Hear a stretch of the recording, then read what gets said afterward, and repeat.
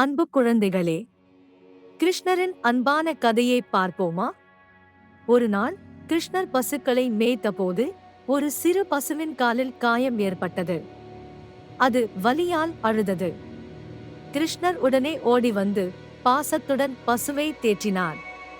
தன் வளையலை அதன் காயத்தில் கட்டினார். பசு குணமாகி கிருஷ்ணருக்கு நன்றி சொன்னது.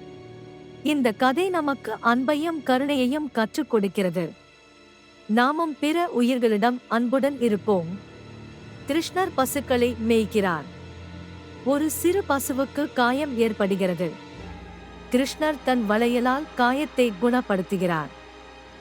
குழந்தைகளுக்கு அன்பு, கருணை மற்றும் பிற உயிர்களிடம் பாசம் காட்டுவதன் முக்கியத்துவத்தை எளிமையாக கற்றுக் கொடுப்பது. இந்த அழகான அனிமேஷன் வீடியோவை முழுமையாக காண எங்கள் சேனலை சப்ஸ்கிரைப் செய்து உங்கள் நண்பர்களுடன் பகிர்ந்து கொள்ளுங்கள். மேலும் பல சுவாரஸ்யமான கதைகளுக்காக காத்திருங்கள்.